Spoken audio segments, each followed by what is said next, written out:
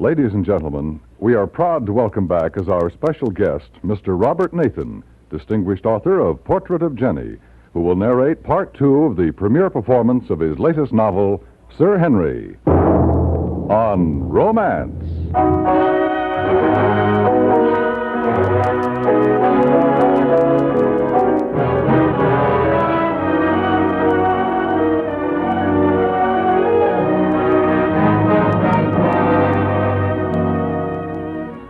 Romance, transcribed stories of love and adventure, of excitement and daring-do. Continuing this week, part 2 of 2 broadcasts devoted to the delightful adventures of a workaday knight in the 9th century, with the noted American author, Mr. Robert Nathan, as our narrator, and Mr. J. Novello as Sir Henry.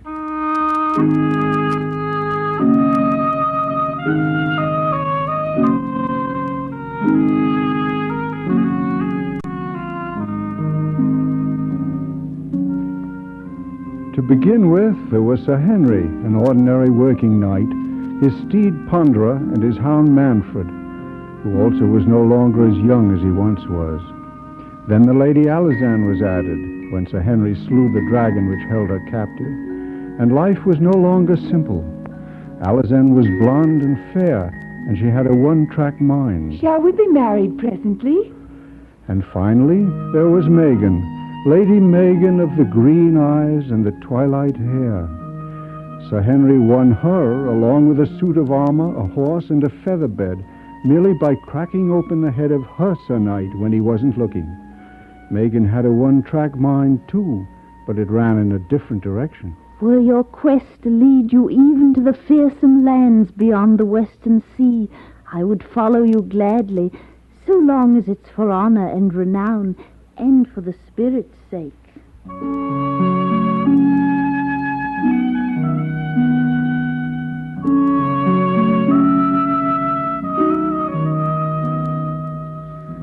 They had ridden all day long through the dappled sunshine of the forest. Now in the late afternoon they came over the crest of a hill, and below them was the city of Chichester, the towers of its cathedral tangled in the rosy rays of the setting sun. Leaving his ladies to their own devices, Sir Henry set out to keep a promise he had made to Alizane, and to have his armor serviced. It was evening before Sir Henry returned to the inn to find his ladies waiting for him. Now you just sit down and let me help you off with your boots. I have a present for you, Henry. Why, thank you, Megan. A silver spur. Just one? Well, I could not afford 2. I don't see why you give him a spur, for he will only jab his horse with it or his own backside, and not his spirit at all. That is a very horrid remark, and I would not have made it. Maybe not, but I did. And now, my dear husband, I also have a present for you. Oh, how nice. Oh, a stone hot water bottle. There is nothing like a warm bed to draw a man home, and no one is at his best with cold feet, however inclined. I too have been shopping. Alison, my dear, for you. A porringer, a silver porringer with my name on it in writing. With this I shall be able to start my housekeeping. It is our first piece of furniture. You forget the feather bed I won along with Megan. Second-hand goods. Oh? Oh, and Megan, for you. Oh, Sir Henry, what I've always wanted. A lute, an Irish lute for my very own. Oh, give us a song. Well, I don't know how to play it yet. Oh, yes, of course. Yes. Oh, and now, ladies, I have another surprise for you in the courtyard.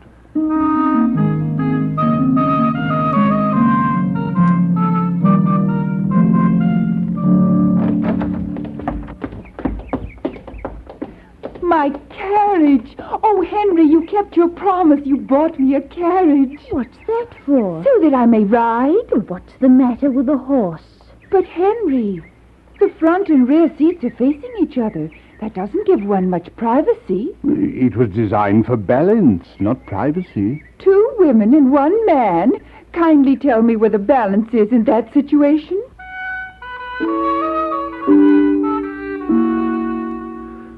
nevertheless, the next morning, with Sir Henry's shield strapped to the roof of the carriage, the knight and his ladies creaked out of Chichester and into the forests to the north. Manfred the hound was off through the woods, and Ponderer the horse turned to his harness mate, Simpkins. Isn't that the dog, Manfred? Yes, and he sounds like he's in some sort of trouble. He is. He's being chased by a boar, a great wild boar. And he's leading him straight toward us. Well, now what are we to do? Don't worry. Your master, Sir Henry, will protect us. Well, I shouldn't count on that if I were you. Henry!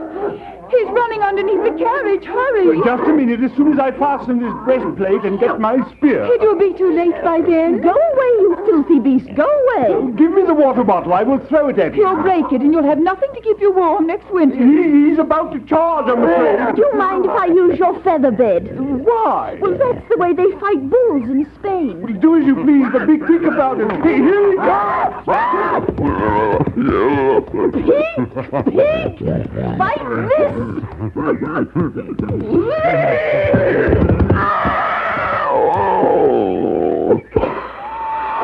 Oh, good boy, Simpkins, good boy.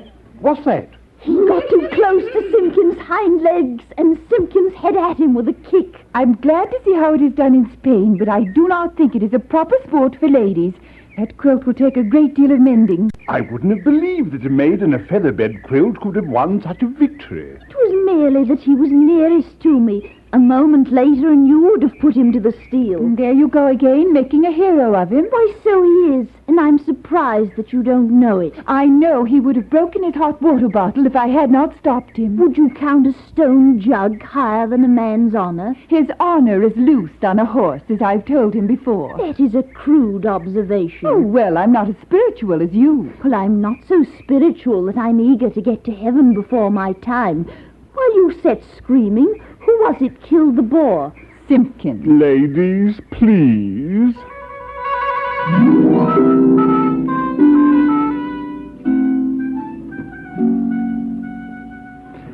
And so Sir Henry and his entourage journeyed north until at last they came to Devise, where King Anselm held court. And there they found many other knights and ladies gathered for a tournament of love. Although Alison had never seen such pageantry, such gaiety, such feasting and fun, it did not seem to raise her spirits much, and before the evening's dancing was half over, she fell altogether silent. What is it, my dear? Perhaps you are unused to this rich food. It is not my body, but my soul that is sick. Beauty is only an illusion. All of this must end. All of us must die and perish in the dark. Dear me, what a time to turn liverish. I am not liverish, but I am tired. Then come along, and I shall see you to your bed. You don't mind, Henry? Oh, certainly not. I'll come too. Oh, no. You stay a while and enjoy yourself. Well, then, good night, my dear.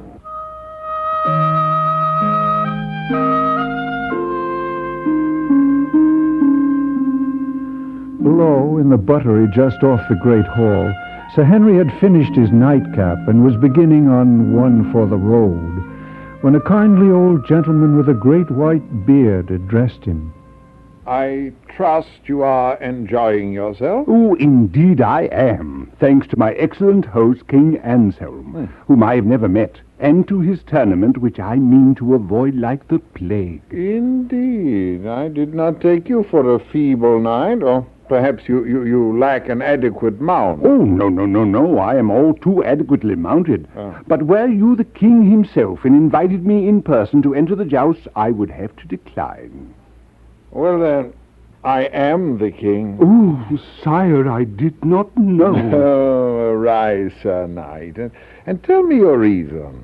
Well, I have two ladies, and if I were to come out victor in the joust, I must crown one of them Queen of Beauty. I see. For one of these ladies is my wife, though we have never been cathedral wed. But the other is no less my responsibility, I having won her from her lord in combat. One is the friend of my heart, and the other of my dreams. So to crown one queen and leave the other sitting uncrowned in the public gaze would be an unknightly thing to do. Nor could I crown a stranger and shame them both. Well, then, even if you will not enter the tournament, at least promise me you will stay for the banquet afterwards, eh? Oh, we've arranged a very interesting program, including a discourse on love, which I'd be glad to have you join. Well, I should be delighted to, though I do not think I can add anything to the general knowledge of the subject. Oh, that doesn't matter, since no one knows very much about it anyway.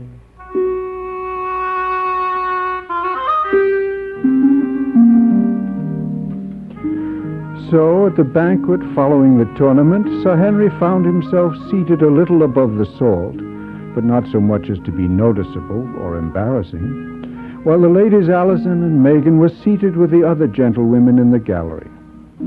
After the last scrap of food had been scraped from the table to the hounds waiting beneath it, and the flagons once more filled with mead, the discussion of love began. Dr. Schlesinger of Queeby, the court sage, was analytical. The troubadour Sir Variant was sentimental. The champion of the tournament, Sir Anest of Aminway, spoke in a muscular prose. And then it was Sir Henry's turn. Your Majesty, noble lords, knights, ladies, and gentlemen, after the great speeches I have heard here this evening, I am somewhat loath to follow, since I have but little knowledge of the subject of tonight's discussion. For I think that love is a searching and a quest for something far away, and is, like fame and fortune, to be found only along the northern marches or in the south ridings. Or perhaps it is still more distant in those western lands beyond the sea where the great monsters are. Or it is expected tomorrow, or remembered from yesterday. And so there must ever be a sadness about it, as one feels in the spring with its sweetness and its sorrow.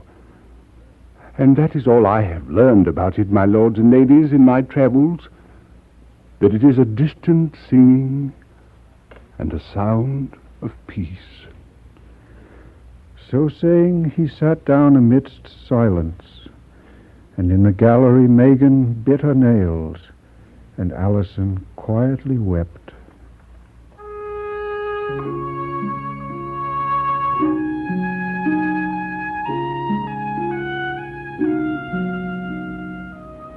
Next day, the tournament being over, Sir Henry and his ladies set out once more upon their travels, burdened with many presents from the good King Anselm. Henry, I think you'd better find us a dry roof somewhere before winter sets in. Perhaps we should seek a warm spot on the Cornish coast and winter in the carriage. That might be all right for you, but I shall need more room. More room, my dear? It is too bad no one asked me my opinion of love and marriage, because I could have told them. Told them what? That it is a state to which a woman gives herself wholly and receives in return some instruction in cooking and a baby.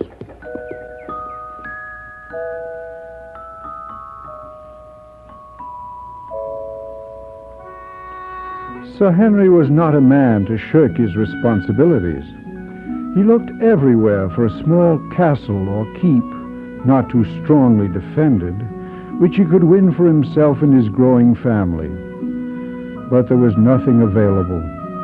At last, after more than a week of house hunting, he came upon a solid farmhouse, by the side of which stood a large and menacing figure dressed in rusty armor and with his visor down.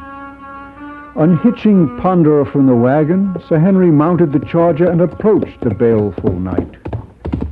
I am Sir Henry of Brentwood. I charge you, whoever you are, to defend yourself and your house. Will you defend? Will you mount, or shall we fight upon the ground? What is holding you up? This cursed fellow won't talk to me. He won't agree upon the rules. Well, then make them up as you go along. Make them up? Oh, very well, very well. My dears, it is quite possible I may fall a victim of this dour householder and to my desire to provide you both with a home. remember me, and teach our children to be proper men and women, depending on their sex. I did not expect to have so many.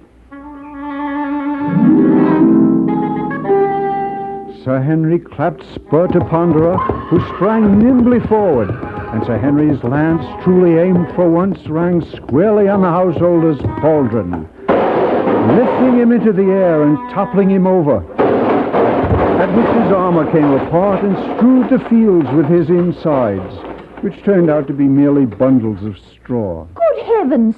You've conquered a scarecrow. I'm glad he did not beat Sir Henry then, for it would have made me sneeze horribly.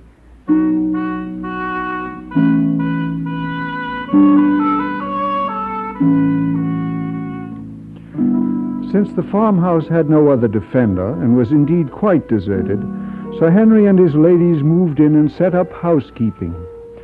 And as the summer days shortened, Sir Henry busied himself putting a tower to his farmhouse and building a moat around it, so that by the first heavy frost he could truthfully say that his home was his castle, albeit a small one. And Alazanne went about her wifely duties and was gentle and quiet and happy. It's my own home, Henry, my very own, and I love it. Abigail will love it, too. Abigail? I had hoped it might be Gareth. Abigail. And so it was, Abigail. And there was only Megan to help when she arrived in early March.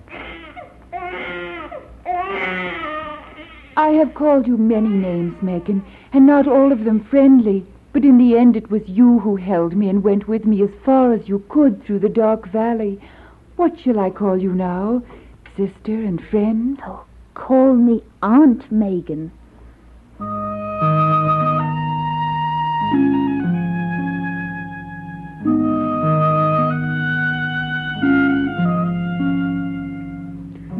And then it was spring, and Sir Henry and Megan walked in the garden together.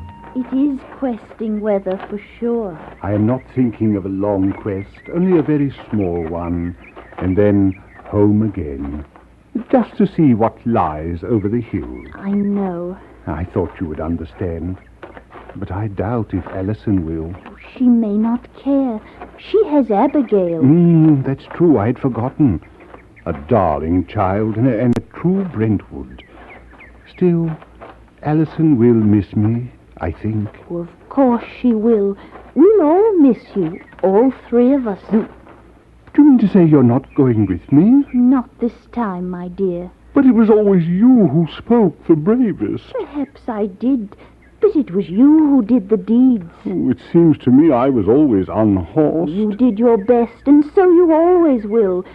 But a woman's happiness is in her home, and Alison has such happiness that it spills a little onto me. But the Grail, which you always felt was the utmost quest. Oh, I'm not in such a fret to find it, since I've held in my hand the little silver cup from which Abigail spoons her porridge.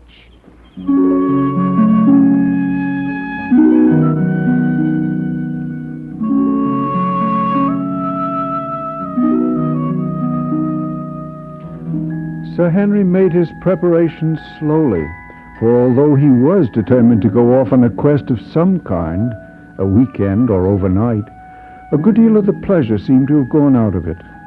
But at last everything was in readiness, and there were only goodbyes to be said. He found Alazanne in the kitchen, preparing Abigail's gruel. Are you sure you want me to go? Now let me see. 1 spoonful of salt, 1 cup of milk. This is my last quest, Alison. I shall miss you, Henry, for I've grown used to having you about, and in many ways you've been a comfort to me. You've been a dear husband, and if anything were to happen to you, 1 teaspoonful of sweetening, 2 of water. Don't just stand there. If you're going, go.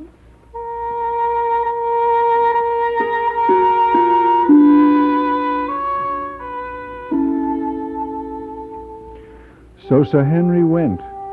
Megan wasn't around to say goodbye to, and Manfred hid under the baby's cradle when he was called. So Sir Henry went alone. And alone in the misty forest he sat before his dying fire that night, and never had he been more lonely. Tomorrow he would return home, no matter how foolish he might appear. He would quit the business of knighthood. He would retire to his farm tomorrow. But there was still the night to be gotten through, and it seemed to Sir Henry that there were shapes in the mist, shapes that floated back and forth here and there until they came together into one shape, dimly seen but frightening and horrid. Sir Henry's knees knocked one upon the other, but he got to his feet and challenged the shape. Who are you? Who's there? I am your enemy, Henry of Brentwood. You know my name, but I do not know yours. Are you ogre, cockatrice, wizard, or knight? You do not answer? I will not battle with you. You cannot help it. I will turn back rather than meet you. You cannot. Turn back to Alisane and you will find me with Megan. Fly to Megan and I am with Alisane. You must do battle with me sooner or later, for I bar your way in every direction. It seems to me I've heard your voice somewhere before. It is the sound of your own voice you hear. Yes, and I don't like it. I know. You have always preferred distant singing and the sound of peace. I said that at the tournament of love? Yes, you were quite eloquent, but you wounded Alisane to the heart, who loved you, and Megan too. Did they really love me? Don't you know? I could never believe it, since I could never think so well of myself. Draw your sword. But where are you? I cannot see you. You have never seen me, Henry, yet I have never been far from you. Who are you, then? What is your name, that I must fight you here in the dark? My name is known to you, Henry. It is yourself. And from nowhere that he could see, his foe's sword slashed across his coat of mail and tore into his chest. And Sir Henry fell backward and lay stretched on the black, moist earth. And it seemed to him that Alisane was there, bending over him. I'm dying, dear Alisane. You were not lucky this time, my darling. No one is lucky against himself. And then Alisane's face drifted away in the mist, and Megan leaned over him. Well, now, you will see the Grail after all. Why, so I will. But I will be thinking of Abigail's little porringer. They found him lying there the following day. There were no wounds upon his body, and he was generally considered to have died of a seizure of the heart. At Megan's entreaty, his hot water bottle was buried with him. At Alisane's request, his one silver spur.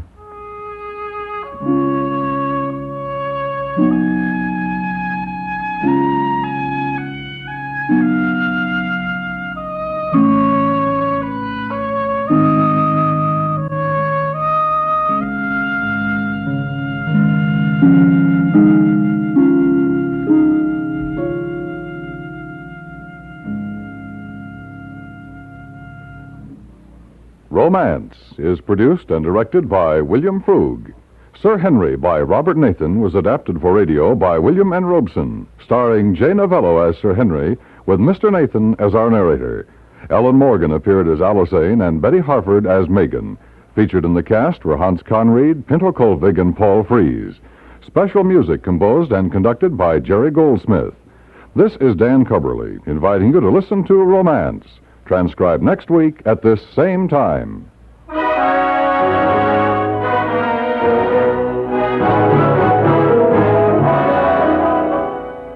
Every Sunday night over CBS Radio, Gene Autry invites all his friends to visit him at Melody Ranch for a half hour of songs and stories about the Old West. Just turn on your radio and tune in the Gene Autry Show tomorrow night. Be sure to be listening when Gene rides straight into his latest Western adventure. Stay tuned now for Gunsmoke, which follows immediately over most of these same stations.